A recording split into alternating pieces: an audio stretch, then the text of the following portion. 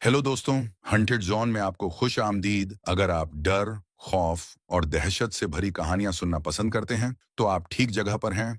तो चलिए शुरू करते हैं आज की कहानी। मेरा नाम यशवंत है। पेशे से मैं बस ड्राइवर हूं।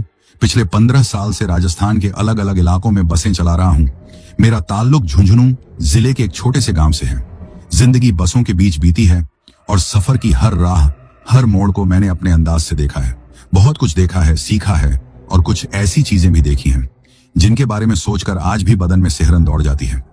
ये जो किस्सा मैं आपको सुनाने जा रहा हूं, ये कोई बनावटी कहानी नहीं है, ना ही इसमें कोई झूठा मसाला है। ये मेरी जिंदगी का वो हिस्सा है जिसे मैं भूलना भी चाहूं तो नहीं भूल सकता। आज से कोई 15-20 साल पहले की बात है। तब मोबाइल इतने आम नहीं थे, ना ही हर सड़क पर रोशनी या होटल मिलते थे। सर्दियों का मौसम था, रातें लंबी और ठंडी हुआ करती थी और सफर में अजनबी लोग, अजनबी रास्ते और किस्मत क्या मोड़ ले ले, इसका कोई भरोसा नहीं था। मैं उस वक्त एक प्राइवेट सेठ की बस चलाता था। नाम नहीं लूंगा उसका, लेकिन बड़ा कंजूस था। हर काम में पैसा बचाने की फिराक में रहता। मेरे साथ एक और लड़का हुआ करता था, आनंद। सीधा सादा गांव का ही छोरा। उसी को मैं बस का सहायक यानी खलासी बना लिया था। दिल से वफादार और मेहनती लड़का था। हम दोनों बस लेकर शादी ब्याह, बारातें, तीर्थ यात्राएं वगैरह के लिए निकलते रहते थे। पैसों से ज्यादा हमें अपनापन मिलता था उन सवारियों से जो कुछ दिन के लिए हमारे साथ सफर में शामिल होती थी। तो हुआ यूं कि एक बार मुझे अचानक सेठ ने बुलाया। बोला, यशवंत, कल सुबह एक बारात लेकर जानी है। जैसलमेर के पार एक गांव है, वहीं जाना है। 3 दिन की बुकिंग है, तैयार रहना। मैंने नाम पूछा उस गांव का, तो पहले तो सुना नहीं था। कुछ अजीब सा लगा नाम, लेकिन उस वक्त मना करना मेरे लिए आसान नहीं था। सेठ हर बार यह कह देता कि अगर नहीं जा सकते तो किसी और को देख लेता हूं, और मैं अपनी नौकरी खोने का खतरा नहीं उठा सकता था। अगले दिन सुबह सुबह हम लोग बस को तैयार करके डीजल भरवाकर बारातियों के गांव पहुंचे।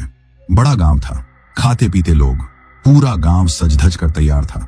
बाजे गाजे, हलवाई, नाचने वाले सब आ गए थे। बारात में बस बुक कराना कोई मामूली बात नहीं थी उन दिनों। गांव वालों के लिए यह शान की बात होती थी, तो उन्होंने कोई कसर नहीं छोड़ी थी स्वागत में। शाम को करीब 4 बजे के आसपास बारात बस में सवार हुई और हम लोग निकल पड़े। मेरे साथ आगे केबिन में आनंद था और दूल्हे के साथ 2-3 बुजुर्ग लोग। रास्ता लंबा था और जिस गांव की तरफ हमें जाना था वो आम रास्तों से थोड़ा हटकर था। बीच बीच में वो लोग हमें रास्ता बताते जा रहे थे। मैंने बस संभाली, आनंद ने सवारियों का ध्यान रखा। शुरुआत में सब कुछ ठीक था, लेकिन जैसे जैसे अंधेरा गहराने लगा वैसे वैसे रास्ता भी वीरान होता गया। वो पक्की सड़क धीरे धीरे कच्ची होती चली गई। एक जगह तो ऐसा लगा कि हम लोग किसी बियाबान में आ गए हैं। ना कोई लाइट, ना कोई और गाड़ी, बस हम ही थे, हमारी बस और ये सुनसान रास्ता। रात करीब 2 बजे के आसपास हम उस गांव में पहुंचे जहां शादी थी। वहां पहुंचते ही ढोल नगाड़े बजने लगे। लड़की वालों ने शानदार स्वागत किया, लेकिन यहां आकर बात थोड़ी उलझ गई। हम सोच रहे थे कि अगले दिन या परसों सुबह लौट जाएंगे, लेकिन पता चला कि बारात कम से कम 5 दिन रुकेगी। मैं तो हैरान रह गया। सेठ ने कुछ बताया ही नहीं था। उस जमाने में फोन भी हर किसी के पास नहीं होते थे और टेलीफोन के लिए गांव से 2 कोस दूर जाना पड़ता था। मैंने सोचा कि सेठ को बिना बताए अगर मैं 5 दिन वहीं रुक गया तो वापस जाकर मुझे जरूर डांटेगा। इसलिए मैंने उन लोगों से साफ कह दिया कि मैं अभी लौट रहा हूं। जब लौटने का दिन तय हो जाए और सेठ मुझे दोबारा भेजे तब मैं वापस आ जाऊंगा। शाम को 7 बजे के करीब मैं और आनंद बस लेकर लौटने लगे। अब रास्ता वही था, लेकिन अंधेरा और सन्नाटा कुछ अलग सा महसूस हो रहा था। चारों तरफ सर्दी का असर और ऊपर से कोहरा। सर्दियों की रात वैसे ही डरावनी लगती है, लेकिन उस रात कुछ अलग ही था। कोहरा इतना घना था कि आगे कुछ भी साफ नहीं दिखता। बस की लाइटें भी जैसे चुपचाप डर रही हों। रास्ते में एक जगह ऐसा आया कि लगा हम लोग रास्ता भटक गए हैं। चारों तरफ वीराना, न कोई ढाबा, न कोई गांव। हम सोच ही रहे थे कि अब क्या करें, तभी दूर से ढोल नगाड़ों की हल्की हल्की आवाज सुनाई दी। मैंने और आनंद ने एक दूसरे की तरफ देखा। थोड़ी उम्मीद जगी कि शायद कोई गांव होगा पास में, शायद कोई शादी हो रही हो। बस को उसी दिशा में मोड़ा और जैसे ही आगे बढ़े तो देखा कि कुछ लोग रास्ते पर चल रहे हैं। करीब 15-20 लोग होंगे। औरतें, मर्द, बच्चे, सब एक साथ। सबके हाथों में बाजे, औरतें घूंघट में, मर्द पगड़ी में। लेकिन उनका पहनावा कुछ अलग था, जैसे पुराने जमाने की पोशाकें हों, जैसे मेरी दादी की जवानी के दिनों की तस्वीरों में दिखाई देती हैं। मैंने धीरे से बस रोकी और पूछा, कहाँ जा रहे हो इतनी रात को? एक आदमी बोला, पास में ही गांव है, बच्चों के साथ हैं, अगर हो सके तो हमें छोड़ दो। मैंने सोचा कि अगर ये लोग बस में बैठ गए तो मैं भी इनके गांव में रात बिता सकता हूं। कोहरे में बस चलाना आसान नहीं था, तो मैंने हां कह दी। वो लोग धीरे धीरे बस में चढ़ गए। कोई भी आगे आकर नहीं बैठा, सब पीछे की तरफ चले गए। बस फिर से चल पड़ी, लेकिन अब माहौल और भी अजीब होता जा रहा था। पीछे कोई हलचल नहीं थी, सब एकदम चुप। आनंद ने मुझसे कहा, भैया ये लोग कुछ ज्यादा ही शांत हैं। मैंने कहा, हाँ मुझे भी कुछ गड़बड़ लग रही है। अभी गांव आया नहीं था और तभी मैंने सोचा कि किसी को बुला लूं आगे बैठने, ताकि रास्ता पूछ सकूं। जैसे ही मैंने आवाज लगाई, एक औरत आकर मेरे पास बैठ गई। चेहरा ढका हुआ था, लेकिन उसकी चाल में कुछ ठहराव नहीं था। मैंने पूछा, गांव कितनी दूर है? वो बोली, थोड़ी ही दूर, पहला मोड़ आएगा, वहीं से मुड़ना है। इतना कहकर वो चुप हो गई और बस के अंदर फिर वही अजीब सी खामोशी। उस रात कुछ तो अलग था। बस की खिड़की से बाहर झांकता तो चारों ओर सन्नाटा पसरा होता। सर्द हवा के थपेड़े कभी खिड़की के कांच पर धप से टकराते, कभी शरीर में ऐसे घुसते कि हड्डियां तक कंपकपा जाती। बस के अंदर सब शांत था, असहज चुप्पी थी और आनंद भी बिना बोले अपनी सीट पर सिमटा बैठा था। वो औरत जो मेरे पास आकर बैठी थी, अभी भी वैसी ही बैठी थी, चुपचाप, घूंघट डाले, सामने एक तक देखती हुई। मैंने 2-3 बार हल्की बातचीत की कोशिश की, पर वो सिर्फ हूं या हां में जवाब देती थी। उसकी आवाज में अजीब सी ठंडक थी, मानो कोई रस न हो, जैसे कोई रटी रटाई मशीन जवाब दे रही हो। करीब 20-25 मिनट और बीत गए। हम लोग उस मोड़ तक पहुंचे जिसकी उस औरत ने बात की थी। सड़क वहां से कच्ची हो गई थी। मैं पहले तो झिझका, लेकिन फिर बस को किनारे खड़ा कर दिया। इतनी टूटी फूटी सड़क में बस आगे नहीं जा सकती थी। मैंने हैंड ब्रेक खींचा और नीचे उतर आया। गांव यहां से कितनी दूर है? मैंने पीछे मुड़कर उनसे पूछा। औरत ने कहा, बस थोड़ी दूर, पैदल ही चलना पड़ेगा। मैंने आनंद की ओर देखा। वो मेरी आंखों से ही समझ गया, अब पैदल चलना पड़ेगा, लेकिन उसके चेहरे पर झिझक थी, डर भी शायद। वो लोग एक एक कर बस से उतरने लगे। सब धीरे धीरे चलने लगे उस कच्चे रास्ते पर। और अजीब बात यह कि जितना मैं सोच रहा था वो धीरे धीरे, उतना ये लोग नहीं चल रहे थे। वो तेजी से आगे बढ़ रहे थे। औरतें, बच्चे, बूढ़े, सबकी चाल मुझसे तेज। मैं और आनंद पीछे पीछे भागते से चल रहे थे। भैया, आनंद ने फुसफुसाकर कहा, ये लोग अजीब नहीं लग रहे आपको? मैंने कहा, बिल्कुल लग रहे हैं, लेकिन अब पीछे हट भी नहीं सकते। थोड़ी दूर चलने के बाद पेड़ों का एक घना झुंड शुरू हो गया। सड़क तो जैसे नाम की ही रह गई थी। मिट्टी का पथरीला रास्ता, दोनों ओर ऊंचे ऊंचे पेड़, कोई पंछी तक की आवाज नहीं, बस हमारी सांसों की आवाज और हमारे कदमों की खरखराहट। मैंने देखा वो सब लोग बिना कुछ बोले आगे बढ़ते जा रहे हैं, एक साथ, एक सी चाल, एक सी चुप्पी। कुछ दूर जाकर एक जगह हमें कुछ झोपड़ियां दिखी। पहले 2-3, फिर उनके पीछे और आगे चलकर पूरी बस्ती जैसी लगने लगी। लेकिन ये कोई आम गांव नहीं था। वहां ना कोई आदमी दिखाई दे रहा था, ना कोई जानवर। सबके दरवाजे बंद थे और वहां अजीब सी एक सी मिट्टी की गंध फैली थी, जैसे चिता की राख हो या फिर गीली लकड़ी जलने की। वो लोग अलग अलग झोपड़ियों में घुसने लगे। कोई कुछ बोले बिना सीधे अपने अपने दरवाजे खोलकर अंदर चले गए। मैं और आनंद वहीं खड़े रह गए। ये क्या चल रहा है? आनंद ने मुझसे पूछा। मैंने भी बस सिर हिलाया। हम दोनों अब वहां बिल्कुल अकेले खड़े थे। कहीं ये लोग हमें अकेला छोड़कर चले तो नहीं गए? आनंद की आवाज कांपी। मैंने आवाज लगाई, अरे भाई, हम कहां जाएं? कोई बताएगा? फिर कुछ ही पलों में झोपड़ियों से लोग बाहर निकलने लगे। हर कोई अपने हाथ में कुछ सामान लिए था, कोई लकड़ी, कोई बर्तन, कोई अंगीठी जैसा। और वो सब एक जगह इकट्ठा होकर आग जलाने लगे। तब एक आदमी मेरी ओर देखकर बोला, भाई साहब, आप भी बैठिए हमारे साथ। आज हमारे गांव में दावत है, कुछ खास पक रहा है। मैंने थोड़ा हिचकिचाकर पूछा, किस बात की दावत? वो बोला, जो मिला है वो सब मिलकर खाएंगे, अकेला कोई खा नहीं सकता। उसकी बात सुनकर मैं और आनंद एक दूसरे की तरफ देखने लगे। मेरी समझ में कुछ नहीं आया। आनंद तो वैसे ही थर थर कांप रहा था। वहीं किनारे बैठकर मैं सबको देखता रहा। औरतें जो अब तक घूंघट में थीं, अब धीरे धीरे अपने काम में लगी थीं। पर जब मैंने उन्हें गौर से देखा तो कुछ अजीब सा लगा। आग की रोशनी उनके चेहरे तक तो पहुंच रही थी, लेकिन नीचे जमीन पर नहीं पड़ रही थी। उनके पैर नहीं दिख रहे थे। मैंने और करीब जाकर देखा। औरतें कुछ गोल गोल पकवान जैसी चीजें बना रही थीं, पर वो दिखने में बिल्कुल मांस की तरह थीं। मांस की लोइयां। फिर अचानक मेरी नजर एक औरत के चेहरे पर पड़ी। उसने घूंघट हटाया था। उसका चेहरा एकदम जला हुआ था, ऐसा जैसे आग में झुलसकर चमड़ी सिकुड़ गई हो।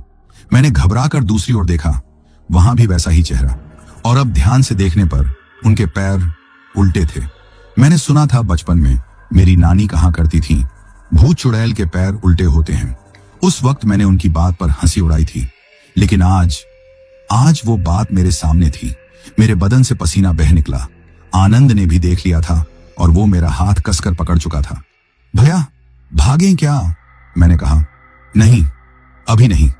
अगर इन्हें लगा कि हम डर गए हैं तो ये हम वहीं चुपचाप बैठे रहे। लेकिन भीतर ही भीतर मेरी धड़कनें इतनी तेज थीं कि जैसे सीने से बाहर आ जाएंगी। आनंद की आंखें नम हो चुकी थीं। मैंने एक बहाना बनाया, कहा कि मुझे थोड़ी देर के लिए बाहर जाना है, हल्का होने, और बिना उनका ध्यान खींचे मैं वहां से थोड़ा किनारे चला गया। जहां जाकर मैं खड़ा हुआ वो कोई आम जगह नहीं थी। वो एक खुला मैदान जैसा था, लेकिन वहां की मिट्टी राख जैसी थी। और जैसे ही मैंने नीचे देखा, मेरी आंखें फटी रह गईं। वो एक श्मशान था और मैं एक अधबुझी चिता के ऊपर खड़ा था। जब मैंने देखा कि मैं जहां खड़ा हूं वो कोई मैदान नहीं बल्कि एक अधजली चिता थी, तो उस वक्त मेरे पैरों के नीचे से जमीन खिसक गई। मेरी नजर नीचे की राख पर पड़ी। वो राख वैसे नहीं थी जैसी किसी पुरानी जली हुई लकड़ी की होती है। उसमें से अब भी हल्का हल्का धुआं उठ रहा था। गर्माहट अब भी बाकी थी, और उस राख के बीच में कुछ चीजें थीं जो मैं पहचानना नहीं चाहता था, लेकिन वो थीं हड्डियां। मैं एक कदम पीछे हटना चाहता था, लेकिन पैर झुके त्यों जम गए थे। हल्का सा कांपा भी तो राख उड़कर मेरी चप्पल पर गिरने लगी। उस राख की महक, उस जलती मांस की गंध आज भी नथुनों में बसी है। भैया, आनंद की आवाज आई पीछे से। मैं पलटा। वो भी कांपता हुआ वहां आ गया था। वो मेरे चेहरे का रंग देखकर सब समझ गया। हम श्मशान में खड़े हैं, वो बोला। मैंने सिर हिलाया, लेकिन जो बात हम दोनों ने तब तक नहीं समझी थी वो ये थी कि ये कोई आम श्मशान नहीं था। यहाँ एक दो नहीं, पूरी जमीन पर दूर तक चिताएं फैली थीं। कुछ बुझी हुई, कुछ अभी अभी जली हुई, और कुछ जिनमें से अब भी अंगारे चमक रहे थे। हम दोनों एक दूसरे की आंखों में देखने लगे। अब बात सिर्फ डर की नहीं थी, अब ये जान बचाने का सवाल बन चुका था। हम लौटने लगे धीरे धीरे, लेकिन जैसे ही हम उस गांव की ओर मुड़े जहां से आए थे, तो वहां का नजारा बदल चुका था। जहां थोड़ी देर पहले झोपड़ियां थीं, आग जल रही थी, लोग खाना पका रहे थे, अब वहां सिर्फ जलती हुई चिताएं थीं, और उन चिताओं के बीच में लकड़ियों की जगह मानो कोई बैठा हो। मैंने आंखें मिचमिचाकर देखा। हाँ, उन चिताओं पर कोई था, और वो कोई हम ही थे। मुझे अपने जैसे दो लोग बैठे दिखे, मैं और आनंद, जैसे कोई काठ की मूर्तियां बैठी हों। लेकिन जैसे ही हवा ने थोड़ी राख उड़ाई, मैंने देखा कि वो कोई मूर्तियां नहीं थीं, वो हमारी ही परछाइयां थीं, जैसे कोई शापित प्रतिबिंब। आनंद ने मेरा हाथ पकड़ लिया। भैया, हम वापस चलें, बस की ओर। बस में बैठेंगे तो कुछ समझ में आएगा। हम दोनों बस की तरफ भागे। पीछे मुड़कर देखने की हिम्मत नहीं थी, और जब दौड़ते हुए सांस फूलने लगी तो कहीं से एक अजीब सी आवाज आई, गुर्राहट, जैसे कोई जानवर की नहीं, इंसानों की चीखती हुई आवाज, पर इंसानी नहीं। मैंने पहली बार पीछे मुड़कर देखा। जो देखा वो आज तक भूल नहीं पाया। वो सारे लोग जो बस में बैठे थे, जो हमें गांव तक लाए थे, अब इंसान नहीं थे। उनके चेहरे जल चुके थे, आंखों से आग झांक रही थी, और उनके पैरों की चाल उल्टी थी। औरतें, बच्चे, बूढ़े सब एक साथ भाग रहे थे हमारी ओर। मैंने आनंद से कहा, भाग, जितनी जान है लगा दे। हम भागे। पैर कीचड़ में धंसे, चप्पलें छूटी, कपड़े फटे, लेकिन हम बस की ओर भागते रहे। और पीछे से वो चीखें जैसे हमारे कानों के अंदर घुसकर खून जमा देने को बेताब थी। किसी तरह वो कच्चा रास्ता पार करके हम उस मोड़ तक पहुंचे जहां बस खड़ी थी। मेरी आंखें भर आईं जब मैंने बस को देखा, जैसे कोई बूढ़ा दोस्त संकट में तुम्हारा इंतजार करता दिख जाए। मैं दौड़कर दरवाजा खोला, ड्राइविंग सीट पर बैठा और बस स्टार्ट की। शुक्र था कि इंजन एक बार में ही चालू हो गया। आनंद पीछे की ओर भागा और दरवाजा बंद किया, लेकिन बस के शीशों से देखने पर वो सभी लोग वहीं आ खड़े हुए थे। उनकी आंखें जली हुई, लाल सीधी हमारी ओर घूर रही थी। किसी ने बस पर हाथ मारा, पर उसके हाथ की छाया शीशे पर नहीं पड़ी। मैंने गियर डाला, एक्सेलरेटर दबाया और बस को उस रास्ते पर मोड़ दिया। बस रोकना मत भैया, आनंद बोला। रोकूंगा नहीं, मैंने कहा। लेकिन ये लोग कौन हैं? और वो गांव क्या था? आनंद कुछ नहीं बोला। बस सीट पकड़े कांपता रहा। करीब आधा घंटा बीत गया होगा। अब पीछे देखा तो कोई नहीं था, लेकिन हमारे चेहरों पर हवाइयां उड़ चुकी थीं। मन में बार बार एक ही ख्याल, क्या वो सच था? क्या हम अभी भी जिंदा हैं? तभी एक जगह रास्ते के किनारे एक बड़ा बरगद का पेड़ दिखा। मैंने देखा कि उस पेड़ के नीचे कोई बैठा है, कोई आदमी जो बिल्कुल हिल नहीं रहा। मैंने बस धीमी की, भैया कोई है वहां? आनंद बोला। मैंने सिर हिलाया। फिर जैसे ही बस उसके पास रुकी, वो आदमी धीरे से आंखें खोलता है। उसकी आंखें आग की तरह जल रही थीं। बस के ब्रेक पर पैर रखकर मैंने पूरी ताकत से पैडल दबा दिया और गाड़ी एक झटके में रुक गई। सामने बरगद के नीचे वो आदमी बैठा था, आंखें मूंदे हुए, जैसे ध्यान में डूबा हो। लेकिन जैसे ही हमारी बस उसके पास रुकी, उसने अपनी आंखें धीरे धीरे खोली। उसकी आंखें देखकर मेरे रोंगटे खड़े हो गए। वैसी आंखें मैंने आज तक किसी इंसान की नहीं देखी थी। लाल नहीं, चमकती नहीं, बल्कि बुझती हुई आग की तरह थी, जैसे राख में सुलगती चिंगारी। मैंने बस का गेट खोला और नीचे उतर गया। आनंद पीछे पीछे उतर आया, लेकिन उसकी चाल में कंपी थी। बाबा, मैंने हिम्मत जुटाकर कहा, हम बहुत बड़ी मुसीबत में फंस गए हैं। वो कुछ देर हमें यूं ही देखता रहा, फिर बोला, मैं जानता हूं तुम्हारे पीछे जो आत्माएं लगी थीं, वो अब भी इस पेड़ के इर्द गिर्द घूम रही हैं, लेकिन यहां वो घुस नहीं सकती। मैं और आनंद दोनों कुछ पल एक दूसरे को देखते रह गए। मैंने धीरे से पूछा, आप कौन हैं? वो बोला, तुम जैसे लोगों को बचाने वाला, जो इन जंगलों में भटकते हैं। इनकी भूख शांत नहीं होती, इनकी चिताएं अब भी जल रही हैं और तब तक जलती रहेंगी जब तक कोई जिंदा आदमी उनकी आग में न जले। उसके शब्द सुनते ही मेरे शरीर में जैसे बर्फ दौड़ गई। वो सब कुछ जो हमने पीछे देखा, उसकी पुष्टि जैसे इस बाबा ने कर दी हो। वो उठता है, उसके बदन पर राख लिपटी हुई है, गले में माला, हाथ में त्रिशूल और कमर के पास एक पुरानी सी पोटली बंधी है।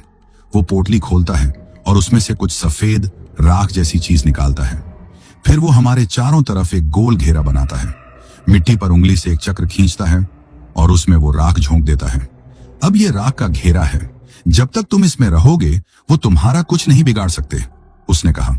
मैंने उससे पूछा, बाबा ये लोग कौन हैं और हमें क्यों मारना चाहते हैं? बाबा थोड़ी देर चुप रहा, फिर धीमे स्वर में बोला, यहां से थोड़ी दूर बहुत साल पहले एक गांव हुआ करता था। एकदम सामान्य गांव। लोग खेती करते थे, पूजा पाठ करते थे, लेकिन इस गांव के कुछ लोग तंत्र मंत्र में बहुत पारंगत थे और उसी घमंड में उन्होंने ऐसी चीजें की कि इस धरती ने उन्हें कभी माफ नहीं किया। मैं और आनंद ध्यान से सुन रहे थे। एक बार किसी बाहरी आदमी ने अपने दुश्मन को खत्म करने के लिए इस गांव के तांत्रिकों की मदद ली।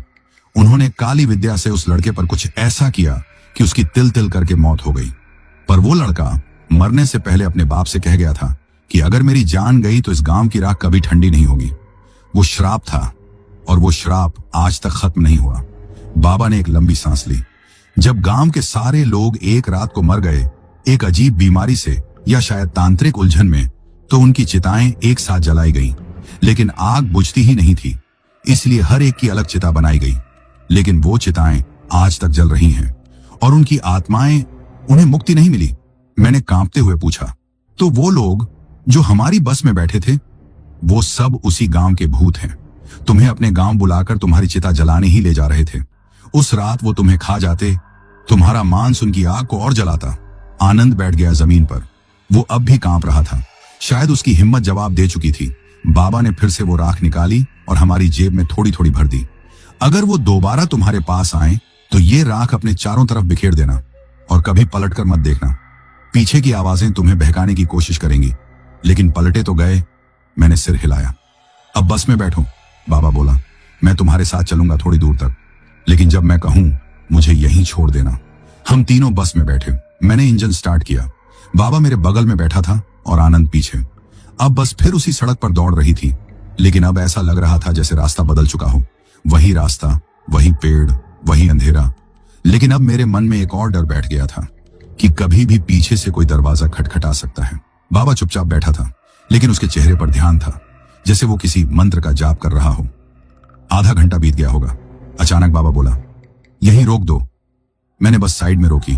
बाबा उतरा और जाते जाते बोला, सावधान रहना, ये आत्माएं भूखी हैं और इनका काम अब भी अधूरा है। मैंने कहा, बाबा आप। वो मुस्कुराया, मैं फिर मिलूंगा जब जरूरत होगी। और वो अंधेरे में गायब हो गया। बाबा के जाते ही मैं कुछ देर तक बस की स्टीयरिंग थामे यूं ही बैठा रहा। अंधेरे में उस दिशा की ओर देखता रहा जिधर वो गया था, लेकिन वो अब कहीं नहीं था। एक पल को तो ऐसा लगा जैसे वो कभी था ही नहीं, जैसे वो भी इस डर की दुनिया का कोई हिस्सा था जो कुछ देर के लिए हमारे पास आकर हमें उन औरों से बचाकर चला गया। मैंने एक लंबा सांस लिया। वो सांस सीने में कहीं अटकी हुई थी, जैसे कई मिनटों से रोकी जा रही हो। अब जाकर थोड़ा महसूस हुआ कि हम जिंदा हैं, और बस उसी की वजह से। पीछे देखा तो आनंद नींद में नहीं था, लेकिन उसकी आंखें बंद थीं। शायद थकान, शायद डर, या शायद वो अपनी आंखों में उन चेहरों को दोबारा नहीं देखना चाहता था, जिन चेहरों ने कुछ घंटों पहले उसे बस में घूरा था और बाद में हमारे पीछे आग की लपटों की तरह दौड़ते रहे। मैंने धीरे से बस को फिर से चलाया। इंजन अब भी वही आवाज कर रहा था, लेकिन अब उस आवाज में मुझे एक अजीब सी राहत महसूस हो रही थी, जैसे किसी पुराने साथी की आवाज सुनकर दिल को सुकून मिलता है। सड़क अब थोड़ी बेहतर थी। कोहरा अब भी था, लेकिन थोड़ा हल्का पड़ गया था। शायद समय बीत रहा था, शायद सुबह का असर था, या शायद उस राख के घेरे की कोई शक्ति थी। हमने रास्ता बिना किसी बात के तय किया। ना मैं बोला, ना आनंद। बस का रेडियो भी बंद था। मुझे याद है उस रात जितनी लंबी खामोशी मैंने महसूस की, उतनी शायद कभी नहीं की थी। करीब 3 घंटे बाद हम बीकानेर के बाहरी इलाके में पहुंचे। सुबह का उजाला धीरे धीरे आसमान पर फैलने लगा था, जैसे किसी ने अंधेरे को थोड़ा खींचकर हटाया हो। सेठ की कोठी पर बस रोक दी। वहां अभी कोई जागा नहीं था। गेट बंद था। मैंने हॉर्न नहीं बजाया। मन नहीं किया किसी को जगाने का। खुद को भी नहीं जगाना चाहता था, जैसे किसी डरावने ख्वाब से उठकर फिर उसी में लौट जाने का डर हो। हम बस के अंदर ही बैठे रहे। आनंद एकदम चुपचाप बैठा था। उसकी हालत वैसी थी जैसे कोई गहरा बुखार आया हो। मैंने उसकी तरफ देखा। आंखें फटी हुई, चेहरे पर पसीना, होंठ सूखे हुए। आनंद, मैंने धीरे से आवाज दी। उसने मेरी तरफ देखा। भैया, सब सच था ना? मैंने सिर हिलाया। सच से भी ज्यादा सच। वो कुछ देर चुप रहा, फिर बोला, मैं अब कभी रात में सफर नहीं करूंगा। मैंने कुछ नहीं कहा। उस वक्त ऐसा लग रहा था जैसे मेरी भी यही हालत है, लेकिन मैंने बस उसके कंधे पर हाथ रखा। थोड़ी देर बाद दरवाजा खुला। सेठ नींद में आंखें मलता हुआ बाहर आया। हमें देखकर बोला, अबे कब आए? मैंने जवाब नहीं दिया। सेठ करीब आकर बोला, कुछ बोलेगा नहीं? मैंने सिर्फ इतना कहा, बस आ गई है। वो कुछ देर हमें घूरता रहा, फिर बोला, तू ठीक तो है? मैंने हाँ में सिर हिलाया। फिर उससे कहा, कुछ दिन की छुट्टी चाहिए? सेठ ने पहली बार मेरी आंखों में देखा, और शायद वो डर, थकान और वो अनकहा कुछ पढ़ लिया जो मैंने नहीं कहा। उसने सिर हिलाया और बिना कुछ बोले वापस चला गया। मैं और आनंद वहीं बस के अंदर बैठे रहे। दिन चढ़ आया था, लेकिन हमारे भीतर अभी भी रात थी। वो रात जो पीछे छूट गई थी, लेकिन मन से नहीं उतरी थी। 2 दिन बाद मैं अपने गांव चला गया। गांव की हवा में कुछ सुकून था।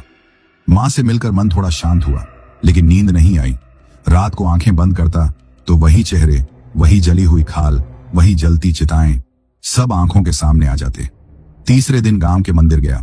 वहां एक बूढ़े पुजारी से मिला जिनसे मैं बचपन में डरता था, क्योंकि उनकी आंखें हमेशा लाल रहती थी। पर अब उनकी आंखों में एक अपनापन था। मैंने उनसे सब नहीं बताया, पर इतना कहा, कुछ देखा है जो भूल नहीं रहा। उन्होंने पूछा, देखा या जिया? मैं चुप रहा। उन्होंने मुझे एक धागा दिया।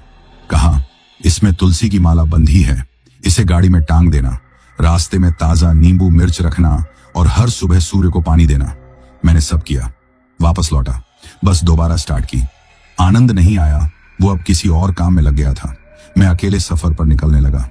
लेकिन अब कुछ बदल गया था। अब मैं हर मोड़ पर देखता था, कहीं कोई खड़ा तो नहीं।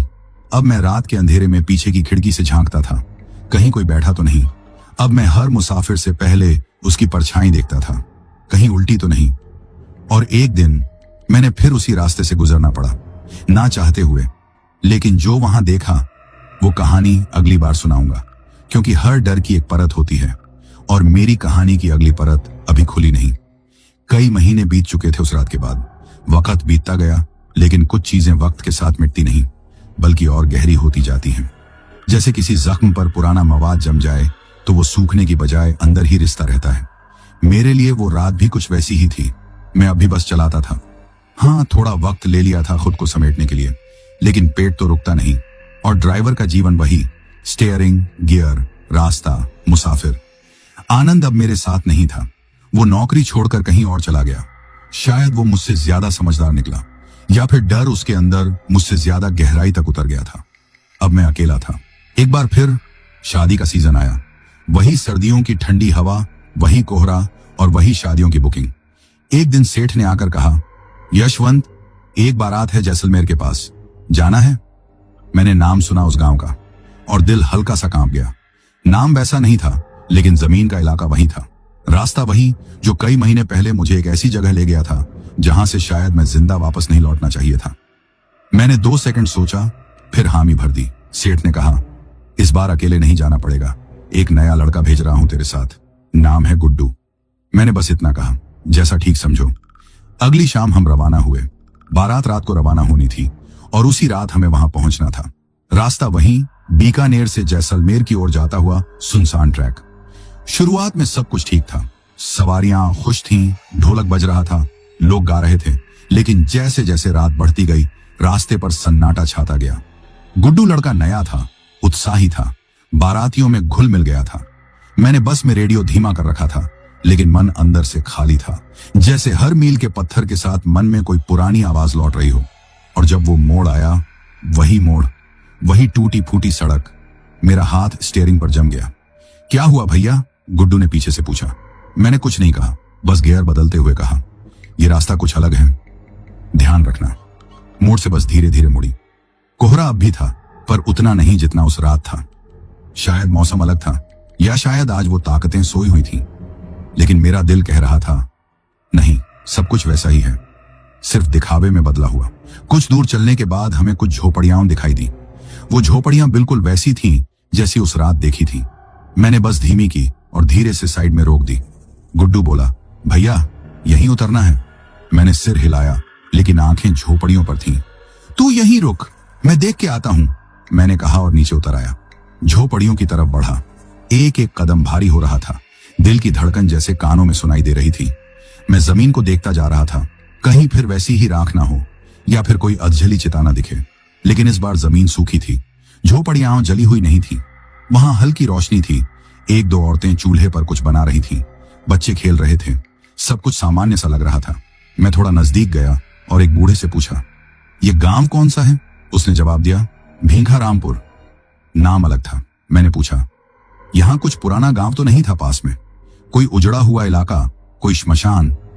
वो बूढ़ा आदमी कुछ देर चुप रहा, फिर धीमे से बोला, हाँ, पास में एक जगह है, लेकिन वहां कोई जाता नहीं। वो जगह अब गांव नहीं है। मैंने गौर से उसकी आंखों में देखा। क्या हुआ था वहां? मैंने पूछा। उसने गहरी सांस ली, फिर इशारे से पीछे की ओर एक सुनसान इलाके की तरफ दिखाया। बहुत साल पहले उस ओर एक गांव हुआ करता था। एक रात वो पूरा गांव बस गायब हो गया। कोई नहीं जान पाया कैसे। कुछ लोग कहते हैं कि कोई रोग फैला था, कुछ कहते हैं तांत्रिक क्रिया हुई थी। अब वो जगह बस जंगल है और रात को वहां से अजीब सी रोशनी आती है। मैंने पूछा, कोई गया कभी? वो हंसा, फीकी सी हंसी, और बोला, गए होंगे पर लौटे नहीं। मैंने चुपचाप सिर हिलाया, लौटकर बस में बैठा। गुड्डू ने पूछा, क्या हुआ भैया? मैंने कहा, कुछ नहीं, वही पुराने रास्ते हैं, पुरानी बातें। बारात लेकर हम गांव के अंदर चले गए। शादी समारोह शुरू हो गया। लेकिन मैं उस रात चुप रहा, खाना नहीं खाया, सोया नहीं, बस दूर देखता रहा, उस ओर जहां एक गांव हुआ करता था। और अब सिर्फ आग बची थी और मुझे पूरा यकीन था वो आग अब भी बुझी नहीं। शादी उस गांव में 2 दिन तक चली। सब कुछ बाहर से वैसा ही था जैसा हर बार होता है। घोड़ी, बैंड बाजा, हलवाई, कनातें, बच्चे, बुजुर्ग, रस्में। पर अंदर से मैं हर पल किसी अनदेखे डर की गिरफ्त में था। वो डर अब मेरी आंखों से नहीं झांकता था, बल्कि मेरी सांसों के साथ चलता था। दूसरी रात शादी के बाद मैंने खाना खाने से मना कर दिया। बस एक कोने में बैठा रहा। सबने सोचा थका हुआ हूं, लेकिन मुझे पता था कि बात थकावट की नहीं थी। मेरी थकावट उस चीज से थी जो मेरी नींद के अंदर पल रही थी। रात को मैं गांव के एक कमरे में लेटा था। मिट्टी की दीवारें, छत पर पुआल, एक बल्ब टिमटिमा रहा था। गुड्डू बगल में खर्राटे ले रहा था, लेकिन मेरी आंखें छत पर टिकी थीं। न नींद आ रही थी, न हिम्मत हो रही थी कि बाहर जाकर कुछ देख लूं। कुछ तो था वहां, कोई नजर, कोई साया जो मेरी ओर टकटकी लगाए देख रहा था। और फिर कब आंख लग गई पता नहीं चला, लेकिन जैसे ही सोया सपना शुरू हो गया। मैं उसी रास्ते पर था, वही टूटी फूटी सड़क, वही कोहरा, वही चुप्पी। और फिर वो मोड़ आया, और फिर वही झोपड़ियां। लेकिन इस बार सब कुछ और भी ज्यादा साफ दिख रहा था। वहां कोई खाना पका रहा था, औरतें थीं, उनकी पीठ मेरी ओर थी। वो सब किसी गोल चीज को गूंथ रही थी, आग जला रही थी। मैं पास गया, लेकिन एकदम चुप, आवाज नहीं कर रहा था। उनमें से एक औरत ने घूंघट हटाया और इस बार मैं चेहरा साफ देख पाया। वो चेहरा फिर से वही जली हुई खाल, सिकुड़ा हुआ मुंह और धधकती आंखें। उसने मुझे देखा नहीं, लेकिन जैसे उसे मेरी मौजूदगी का एहसास हो गया हो। फिर अचानक बाकी औरतों ने एक साथ गर्दन घुमाई और मुझे देखा। उन सब के चेहरों पर वही जले हुए निशान थे, लेकिन अब उनके होंठ हिले और वो सब एक साथ बोलने लगी। आज की रात फिर से दावत है। मेरे कानों में वो शब्द हथौड़े की तरह बजने लगे। मांस, आज हमें फिर से मांस मिलेगा। उनमें से एक औरत के हाथ में एक आदमी का कटा हुआ हाथ था। वो उसे चूल्हे में डाल रही थी, जैसे किसी सामान्य रसोई की तैयारी हो। मेरा शरीर वहीं थरथरा गया और तभी मैंने अपने पैर देखे। मेरे पैरों में जंजीरें थीं, मैं बंधा हुआ था और वो सभी औरतें मेरी ओर बढ़ने लगीं, उल्टे पांव चलते हुए। उनके चेहरे अब और पास थे। अब मैं उनकी सांसों की जलन महसूस कर रहा था और एक औरत ने मेरा सिर पकड़कर झुकाया और मेरे कान में फुसफुसाई, तेरी बारी अब आई है, तेरा मांस अब हमारी आग में पकेगा। मैं चीखते हुए उठ बैठा। सामने गुड्डू डर के मारे उठ गया था। भैया, क्या हुआ? मुझे होश ही नहीं था कि मैं कहां हूं। सांस इतनी तेज चल रही थी जैसे सीने में आग लगी हो। मैंने पानी मांगा। गुड्डू बोला, भैया सपना था क्या? मैंने कुछ नहीं कहा। फिर वो बोला, सपना नहीं था ना, आप वही जगह फिर देख के आए हो। मैंने उसकी तरफ देखा, मेरी आंखों में आंसू आ गए। वो आज भी मुझे ढूंढ रहे हैं। मैंने फुसफुसा कर कहा। गुड्डू चुप हो गया। हम दोनों उस रात फिर नहीं सो सके। सुबह बारात रवाना हुई। सब हंसते गाते बस में चढ़े, पर मैं चुपचाप स्टीयरिंग पर बैठा, खामोश। जैसे ही हम उस गांव से निकले, मेरी नजरें एक बार फिर उस तरफ गईं, जहां वो उजड़ा गांव था। वो जगह जहां आग अब भी जल रही थी। और मुझे लगा जैसे हवा में फिर वही आवाज आई, तेरी बारी अब आई है। शादी की बारात को छोड़ने के बाद हम जैसे ही बीकानेर की ओर वापस लौटे, मेरा मन शांत नहीं हो पा रहा था। बाहर का मौसम सुहाना था, लेकिन भीतर कोई आंधी चल रही थी। बस के स्टीयरिंग पर हाथ था, लेकिन दिल फिर उसी राख में उलझा हुआ था। गुड्डू चुप था, लेकिन उसकी आंखें बार बार मुझे देख रही थीं, जैसे पूछना चाहता हो कि अब क्या। लेकिन मैं खुद नहीं जानता था कि आगे क्या है। जैसे जैसे हम उसी पुराने रास्ते की ओर बढ़े, वो मोड़, वो पगडंडियां, वो हवा का भारीपन, वैसे वैसे मेरा सीना और भारी होता गया। सड़क खाली थी, आसमान पर एक दो बादल थे और ठंडी हवा अब भी रात की बाकी थी। हम उसी मोड़ पर पहुंचे जहां से पहले वो टोली बस में चढ़ी थी। मैंने बस रोकी नहीं, बस एक बार उस जगह को देखा और फिर वो दिखी, एक औरत, सिर्फ एक, सड़क के किनारे खड़ी, साड़ी में, घूंघट में। उसकी पीठ मेरी तरफ थी। मैंने ब्रेक मारा। गुड्डू पीछे से बोला, क्या हुआ? मैंने कुछ नहीं कहा, बस चुपचाप उसकी ओर देखता रहा। वो औरत हिली नहीं, एकदम स्थिर, मानो किसी ने मिट्टी में गाड़ दिया हो। मैंने ध्यान से देखा, उसके पैर जमीन से हल्के उठे हुए थे। नॉर्मल इंसान के पैर ऐसे नहीं होते। मैंने गाड़ी थोड़ी आगे बढ़ाई और जैसे ही उसकी बराबरी में पहुंचे, वो मुड़ी नहीं, लेकिन हवा जैसे उसके चारों ओर सिमट गई हो। गुड्डू अब थोड़ा डरने लगा था। भैया, ये वही लोग हैं क्या? उसकी आवाज कांपी। मैंने गाड़ी फिर से चालू की और तेजी से बढ़ा दी। हाँ, मैंने सिर्फ इतना कहा। कुछ दूर जाकर मुझे फिर वही पुराना रास्ता दिखाई दिया, जो कच्चे पत्थरों वाला था, जो उस भूतिया गांव की ओर मुड़ता था। वो रास्ता अब बंद था, बांस की फट्टी लगाई गई थी और उस पर लिखा था, खतरा, आगे जाना मना है। लेकिन एक अजीब बात हुई, मेरे दोनों हाथ कांपने लगे। गाड़ी अपने आप उस दिशा में मुड़ने लगी, जैसे स्टीयरिंग मेरे हाथ में ना होकर किसी और के वश में हो। मैंने हाथ से उसे रोकने की कोशिश की, लेकिन जैसे किसी ने मेरी कलाई कसकर पकड़ डीच रखी हो। गुड्डू चिल्लाया, भैया क्या कर रहे हो? उधर क्यों जा रहे हो? मैंने दोनों हाथों से स्टीयरिंग पकड़कर पूरा जोर लगाया और किसी तरह गाड़ी को सीधा किया। बस सड़क पर वापस आ गई। हम दोनों चुपचाप बैठे थे, कोई कुछ नहीं बोला। लेकिन अब मुझे समझ आ गया था, वो लोग मुझे बुला रहे थे, अब मेरे सपनों में नहीं, बल्कि असल में। हम बीकानेर लौटे, सेठ को बस दी। गुड्डू ने वहीं से छुट्टी मांग ली और चला गया। मैं अकेला रह गया। रात को घर गया, लेटा तो फिर वही सपना, वही औरतें, वही चूल्हा, वही मांस, वही आग। और इस बार मैं वहां अकेला था। आनंद भी नहीं था। उनके चेहरे पास पास आते रहे, और इस बार उन्होंने कुछ नहीं कहा, बस एक ने मेरे कान में कुछ फुसफुसाया, तू बचेगा नहीं, तेरे हिस्से की आग जल रही है। मैं चीख कर उठ गया। अगले दिन मैं किसी काम से शहर के दूसरे छोर पर गया। ऑटो से लौट रहा था। रास्ते में एक मोड़ आया और मैंने अचानक ऑटो रुकवा दिया। वहीं सड़क के किनारे एक छोटा सा मंदिर था, छोटा सा हनुमान जी का मंदिर। मैं अंदर गया। पुजारी अकेला था। मैंने उससे पूछा, बाबा, कभी किसी ने ऐसा कहा है कि भूत सपने में आकर बुलाते हैं? वो चुप हो गया, फिर बोला, जब किसी की चिता अधूरी रह जाए या कोई तंत्र में फंस जाए तो आत्मा भूखी रह जाती है। वो सपने में नहीं, मन में घर कर लेती है। मैंने पूछा, उसे कैसे मिटाया जाए? उसने कहा, राख से और मंत्र से, लेकिन सबसे पहले उसे पहचानना होगा कि वो कौन था और क्यों अब तक जिंदा है उस आग में। मैंने पूछा, मगर ये कैसे पता चलेगा? वो बोला, तुझे दोबारा वहां जाना पड़ेगा। मैं हक्का बक्का रह गया। वही बात जो मैं खुद से भाग रहा था, अब दूसरे की जुबान से सुन रहा था। मैंने फैसला कर लिया, मैं फिर जाऊंगा उसी गांव, उसी राख में, क्योंकि अब डर को खत्म करने का एक ही रास्ता था, उसे देखने जाना, उसकी आंखों में। जिस रात मैंने ये तय किया कि अब और नहीं भागना, उस रात एक अजीब सी शांति थी, जैसे कोई तूफान से पहले की हवा हो, बहुत ठंडी, बहुत चुप, बहुत भारी। मैंने सुबह सुबह अपनी पुरानी बस सेठ से मांगी। उसने बिना ज्यादा सवाल पूछे चाबी दे दी। शायद अब तक उसे समझ आ गया था कि मुझसे ज्यादा कुछ पूछा नहीं जा सकता। गुड्डू को मैंने फोन किया, पर उसने फोन नहीं उठाया। आनंद का नंबर पुराने फोन में था, जो अब मेरे पास नहीं था। अब इस बार मैं सचमुच अकेला था। बस स्टार्ट की और निकल पड़ा। रास्ता वैसा ही था जैसे पहले था, पक्की सड़क, फिर टूटी फूटी सड़क, फिर वो वीरान मोड़, फिर वो कोहरा। दोपहर थी, लेकिन उस इलाके में दिन भी रात की तरह लगता है। आगे बढ़ा तो एक जगह एक साधु खड़ा दिखाई दिया, वहीं जहां पिछली बार अघोरी मिला था। मैंने बस रोकी। वो साधु करीब आया। उसकी आंखों में वही धधकती हुई आग थी। फिर लौट आया। उसने पूछा। मैंने कहा, हाँ, इस बार सब खत्म करने आया हूं। वो मुस्कुराया, एक हल्की बुझी हुई मुस्कान। तो राख साथ लाई है? उसने पूछा। मैंने सिर हिलाया और जेब से वो पुरानी माला निकाली जो मंदिर के पुजारी ने दी थी। उसके साथ कुछ राख भी थी जो मैंने अब तक संभाल कर रखी थी।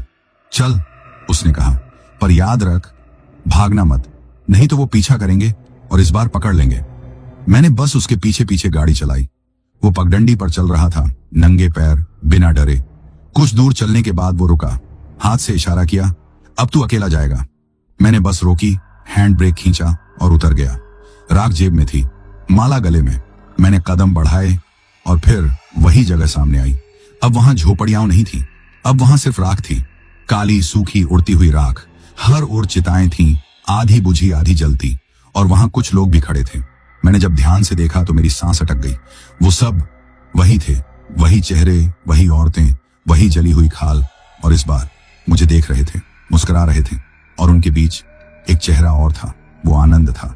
उसका चेहरा सफेद पड़ चुका था, आंखें बेजान, बदन पर राख की मोटी परत। मैंने चीख कर कहा, आनंद, ये क्या है? तू कैसे? उसने कुछ नहीं कहा। वो मेरे पास आया। उसके पैरों की चाल उल्टी थी, और फिर वो धीरे से बोला, अब मेरी मुक्ति तेरे मांस से ही होगी भैया। मैं पीछे हट गया। बाकी सब ने एक साथ गुर्राना शुरू किया, और फिर वो सब मेरी ओर दौड़े। मैंने जेब से राख निकाली, हवा में उछाली और जमीन पर घेरा खींचा। जैसे ही वो राख जमीन पर पड़ी, एक झंझनाहट हुई, जैसे किसी ने घंटे बजा दिए हों। वो सब चीखने लगे। उनकी आवाजें इंसानों जैसी नहीं थी, जलते हुए जानवरों जैसी थी। मेरा बदन सुन्न हो गया। मैंने माला कसकर पकड़ी, आंखें बंद की और जोर से चिल्लाया, हनुमान चालीसा। मैंने याद की हुई पंक्तियां बोलनी शुरू की। श्री गुरु चरण सरोज रज, निज मन मुकुर सुधार। वो सब अब चारों ओर घूम रहे थे, गोल गोल। मैंने देखा आनंद वहीं खड़ा था। अब उसकी आंखें भीग चुकी थीं। वो धीरे से बोला, भैया, मुझे निकाल ले, मेरी चिता जल रही है, लेकिन मैं अंदर से ठंडा हूं। मैंने उसकी तरफ राख उछाली, लेकिन वो नहीं जला। वो बोला, मैं अब आत्मा नहीं, बीच में अटका हुआ हिस्सा हूं, मुझे ले चल। मैंने हाथ बढ़ाया, लेकिन तभी पीछे से किसी ने चीख मारी। वो औरतें उल्टे पांव दौड़ती हुई मेरी ओर आ रही थी। मैंने आनंद का हाथ पकड़ लिया और हम दोनों बस की तरफ भागे। भागते हुए मेरे कदम जमीन से टकरा रहे थे, जैसे हर कदम पर वो साया मेरे पैरों को खींचना चाहता हूं। बस दूर खड़ी थी। हम दौड़े। मैंने हैंड ब्रेक खोला, बस स्टार्ट की और गियर लगाया। आनंद अब बगल में बैठा था। उसकी सांसें तेज थीं, लेकिन वो मुस्कुरा रहा था। मैंने पीछे देखा, वो सब राख बन चुके थे। बस चल पड़ी। हम दोनों चुपचाप बैठे थे। थोड़ी देर बाद आनंद ने कहा, भैया अब मैं चैन से सो सकूंगा। मैंने उसकी ओर देखा, लेकिन अब उसकी सीट खाली थी। सिर्फ राख की एक परत वहां थी। मैं समझ गया, वो बस अब मेरे साथ था, मुक्ति पाने के लिए। और अब वो आजाद था। आनंद की राख बस की सीट पर रह गई थी। मैंने देखा नहीं, सिर्फ महसूस किया। वो जैसे मेरे बगल में बैठा रहा हो, लेकिन बिना आवाज के, बिना हरकत के। और फिर धीरे धीरे हवा के झोंके के साथ वो राख बस के खुले खिड़की से उड़ गई। बस यूं ही जैसे किसी ने हल्के हाथ से उसे सहलाकर विदा किया हो। मन में एक भारीपन था, लेकिन उसके पीछे एक राहत भी थी। जैसे कोई बहुत बड़ा भार उतर गया हो, जैसे कोई अधूरी जिम्मेदारी पूरी हो गई हो। पर कहानी यहीं खत्म नहीं हुई। बस की स्टीयरिंग अब भी मेरे हाथ में थी, पर अब गाड़ी मैं नहीं चला रहा था, कुछ और चला रहा था। एक जिज्ञासा, एक बेचैनी, एक सवाल, आखिर इन सबके पीछे क्या था? रास्ता अब भी वही था, वही सूनी सड़क, वही वीरान खेत और वही कोहरे में डूबी जमीन। और फिर कुछ दूरी पर वही पुराना बरगद का पेड़ नजर आया। मैंने बिना सोचे समझे वहीं बस रोकी और उतर गया। वो अघोरी वहीं बैठा था, ठीक वैसे ही जैसे पहले दिन मिला था। नंगे बदन पर भस्म लिपटी थी, आंखें बंद, होंठ हिल रहे थे, जैसे कोई अनसुना मंत्र चल रहा हो। मैं चुपचाप सामने बैठ गया। काफी देर तक हम दोनों के बीच कोई बातचीत नहीं हुई, सिर्फ हवा, राख और चुप्पी। फिर अचानक उसने आंखें खोली। आ गया? उसने पूछा। मैंने सिर्फ हाँ में सिर हिलाया। आनंद को शांति मिली, मैंने कहा। वो मुस्कुराया। मिलनी ही थी, उसकी आत्मा अटक गई थी, लेकिन तुम्हारा रास्ता अब भी बाकी है। मैं चौंका। अब भी? हाँ, उसने कहा। तुमने मुक्ति दिलाई, पर जड़ अभी भी जिंदा है। मैं चुप रहा। तुम जानते हो उस गांव की असलियत क्या थी? उसने पूछा। मैंने कहा, थोड़ा बहुत सुना है, पर पूरी बात नहीं। वो बोला, बैठ, आज तू सुनेगा वो जो किसी ने नहीं बताया। उसने कहना शुरू किया। आज से कोई 60-70 साल पहले की बात है। यही इलाका तब हरा भरा हुआ करता था, खेती, पशुपालन और लोगों में बड़ा मेल मिलाप। लेकिन एक रात सब कुछ बदल गया। गांव के कुछ तांत्रिकों ने मिलकर एक यज्ञ किया, एक ऐसा यज्ञ जिसमें बलिदान देना पड़ा, इंसानों का। उन्होंने कहा था कि इससे गांव में कभी अकाल नहीं पड़ेगा, कोई बीमारी नहीं आएगी। पर जब अगली सुबह सूरज उगा तो पूरा गांव खाली था। सिर्फ राख और अधजली चिताएं मिली थी, ना कोई लाश, ना कोई जिंदा। जो बचा वो सिर्फ जलता हुआ जमीन का टुकड़ा। कुछ लोग कहते हैं वो यज्ञ अधूरा था, कुछ कहते हैं उसने खुद तांत्रिकों को निगल लिया और तब से हर साल एक आत्मा जागती है। कोई नहीं जानता कौन, पर वो अपने हिस्से का मांस मांगती है, एक शरीर जिसे वो आग में झोंक सके। मैंने धीमे से पूछा, क्या अब भी वो आत्मा है? वो बोला, अब भी, और जब तू पहली बार वहां गया था वो जाग चुकी थी। मैंने याद किया, वो चेहरा, वो चूल्हा, वो औरतें जो मांस पका रही थीं, वो सब असली नहीं थी। वो उस एक आत्मा के रूप थे, एक प्रेत जो 100 चेहरों में घूमता है। अब क्या करूं? मैंने पूछा। तू उसे बुझा नहीं सकता, उसने कहा, पर एक काम कर सकता है, उसकी राख को पवित्र कर। कैसे? उस जमीन पर जाकर हनुमान चालीसा का पाठ करना होगा, ठीक उस जगह जहां आग अब भी जलती है। पर इस बार कोई साथ नहीं होगा, कोई राख नहीं, कोई माला नहीं, सिर्फ तू और तेरी श्रद्धा। मैं चुप रहा बहुत देर तक, फिर खड़ा हुआ और कहा, मैं जाऊंगा। वो अघोरी मुस्कुराया, फिर एक पोटली खोलकर दी। इसमें तुलसी की माटी है, उसने कहा। बस से उतरने के बाद इसे अपने माथे पर लगाना, और याद रख, पीछे पलटकर कभी मत देखना। मैं बस में चढ़ा। इस बार डर नहीं था, इस बार मैं खुद जा रहा था। किसी के बुलावे पर नहीं, किसी सपने में खींचे जाने पर नहीं, बल्कि उस पाप को मिटाने के लिए जो अब तक जमीन पर सुलग रहा था। बस की खिड़की से बाहर देखा, वही बरगद अब और भी शांत लग रहा था, जैसे किसी ने कहा हो, जा बेटा, अब तू सच में सामना कर ले। और मैंने बस स्टार्ट कर दी। रास्ता अब मुझे रटा हुआ सा लग रहा था। हर पेड़, हर मोड़, हर उबड़ खाबड़ गड्ढा, जैसे पहले भी अनगिनत बार पार किया हो। पर आज मेरे मन में कोई घबराहट नहीं थी, बस एक शांत बेचैनी थी, जैसे कोई अपने कर्ज को चुकाने जा रहा हो। अघोरी की दी हुई पोटली अब भी मेरी जेब में थी। उसमें तुलसी की माटी थी और साथ एक छोटा सा तांत्रिक धागा, जो उसने बस इतना कहकर दिया था कि जब वक्त आए तो ये खुद तुम्हें याद दिला देगा। बस से मैं वहीं उतरा जहां पहले उतर चुका था। अब न कोई साथ था, न कोई आवाज, न कोई राख की लकीर। मैं अकेला था। आसमान साफ था, लेकिन हवा में एक जानी पहचानी घुटन थी, वो जो तब महसूस होती है जब किसी जगह से कोई अधूरी आत्मा टकराती है। राख अब भी जमीन पर थी, सैकड़ों चिताओं की राख, और उनके बीच एक रास्ता खुलता हुआ जो मुझे उस मैदान की तरफ ले गया जहां कभी गांव हुआ करता था।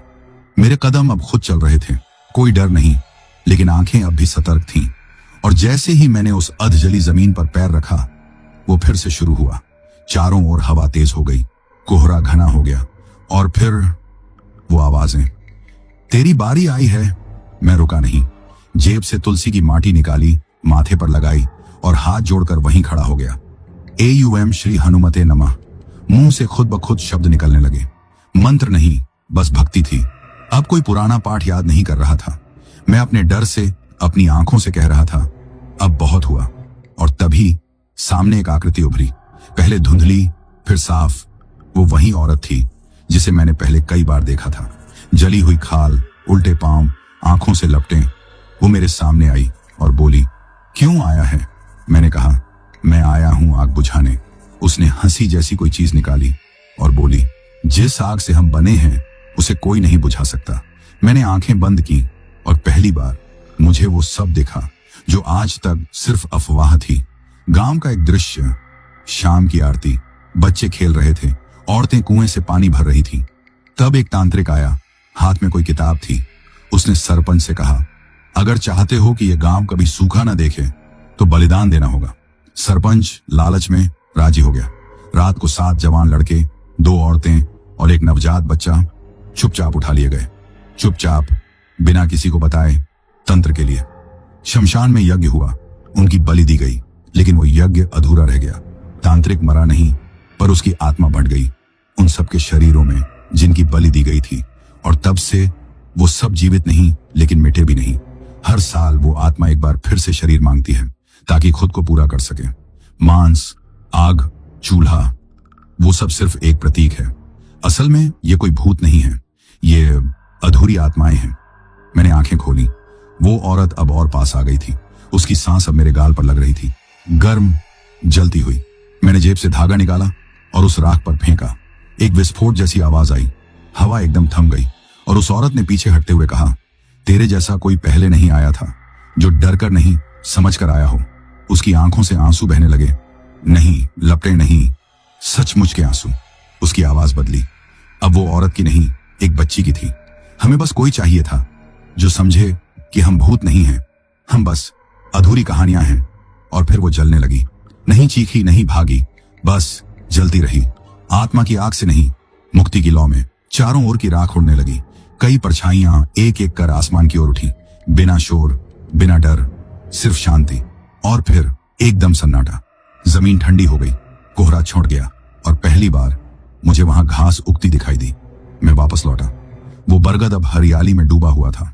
बस स्टार्ट की और जब साइड मिरर में पीछे देखा तो सिर्फ एक खेत था। ना झोपड़ियां, ना चिता, ना कोई राख, बस एक सूखा शुद्ध मैदान और मेरे अंदर एक गूंजती हुई शांति। बस की स्टीयरिंग पर हाथ रखते हुए पहली बार ऐसा लगा जैसे कोई पुराना वादा पूरा कर दिया हो, जैसे कोई आरण उतर गया हो, जैसे एक अधूरी कहानी अब अपने आखिरी पन्ने पर पहुंच गई हो।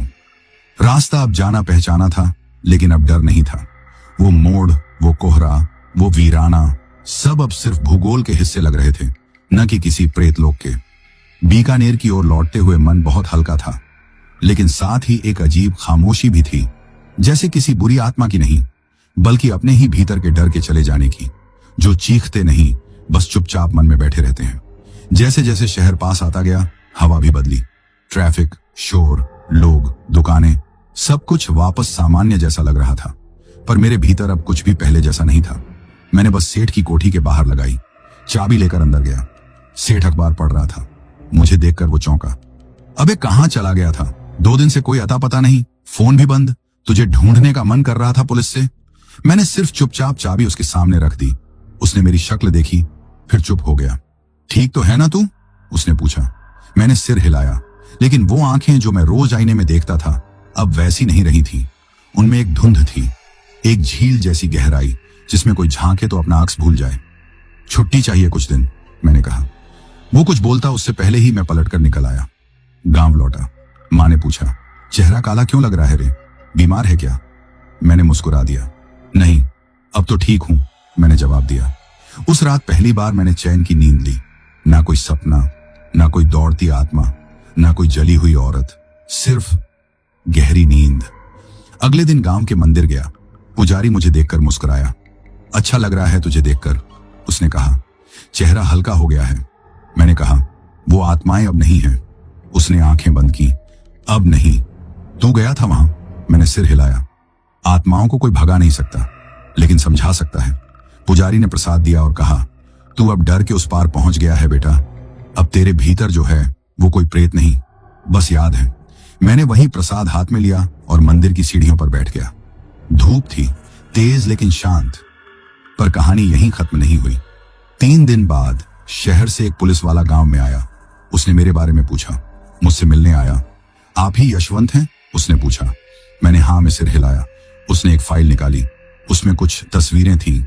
आपकी बस उस इलाके में देखी गई थी जहां पिछले 10 साल में कोई नहीं गया। मैंने कहा, हाँ मैं गया था। उसने कहा, पर वहां कोई गांव नहीं है, कोई राख नहीं, कोई चिता नहीं, कोई सड़क तक नहीं है। जो आपने बताया वो वहां नहीं मिला। मैंने मुस्कुराया। मिलेगा भी नहीं, मैंने कहा। वो चौंका। मैंने पूछा, कभी खुद जाकर देखा है आपने? उसने कहा, नहीं, हमें वहां जाने की इजाजत नहीं है। मैंने सिर्फ इतना कहा, इसीलिए नहीं मिला आपको कुछ। उसने मुझे कुछ कागज पर साइन करने को कहा और चला गया। उस रात मैंने एक कागज उठाया और लिखना शुरू किया। मेरा नाम यशवंत है, मैं बस चलाता हूं। लेकिन एक रात मेरी जिंदगी ऐसी जगह जा पहुंची जहां कोई रास्ता नहीं जाता और जहां से लौटते हुए इंसान कभी पहले जैसा नहीं रहता। कहानी मैं नहीं बना रहा था, वो खुद उतर रही थी मेरे अंदर से। जैसे राख की परतों से अब भी कोई धीमी लौ निकल रही हो। जैसे मुक्ति सिर्फ आत्माओं को नहीं मिली हो, मुझे भी मिली हो। साल बीत गए उस रात को। अब मैं बस नहीं चलाता। बाल सफेद हो चुके हैं, चेहरे पर लकीरें हैं और दिल में बस एक शांति है जो हर तूफान के बाद आती है। गांव में ही रहता हूं, खेती बाड़ी देखता हूं, मंदिर जाता हूं। कभी कभी मंदिर के पास बैठकर उन लोगों को देखता हूं जो पहली बार शहर जा रहे होते हैं, नए चमकते चेहरों के साथ। वो मुझे पहचानते नहीं, पर मुझे देखकर मुस्कुरा देते हैं और मैं सिर्फ हल्का सा सिर हिला देता हूं। उन्हें यह नहीं पता कि एक वक्त मैं भी ऐसा ही था। उस सुबह कुछ अलग था। ब्रह्म मुहूर्त का समय था। ठंडी हवा बह रही थी। मंदिर की घंटी अभी अभी बजी थी। मैं खेत के रास्ते पर टहलने निकला। अचानक मंदिर के पुजारी मेरे पास दौड़ते हुए आए। यशवंत भैया, उन्होंने पुकारा। मैं रुका। आज एक लड़का आया था मंदिर में, शहर से, उन्होंने कहा। क्या हुआ? मैंने पूछा। वो लड़का बार बार पूछ रहा था, क्या यहीं कोई यशवंत रहता है? और फिर बोला कि उसके सपने में एक जगह आई है, राख से भरी जमीन, जलती चिताएं और एक उल्टे पांव वाली औरत। मेरे शरीर में झुरझुरी दौड़ गई। क्या नाम बताया उसने? मैंने पूछा। पुजारी बोला, नाम आनंद। मैं जम गया। कहाँ है वो लड़का? मंदिर के बाहर बैठा है, पीपल के नीचे। मैं धीरे धीरे वहां पहुंचा। सचमुच एक अजनबी लड़का बैठा था। उम्र कोई 20-22 साल। आंखें बड़ी बड़ी, चेहरे पर डर भी था और जिज्ञासा भी। मैंने पास जाकर पूछा, बेटा किसे ढूंढ रहे हो? उसने मुझे देखा, फिर बोला, मैं आपको ही ढूंढ रहा था। मेरे सपनों में कोई आता है, वो कहता है यशवंत से मिलो, वो तुम्हें बताएगा आग के बारे में।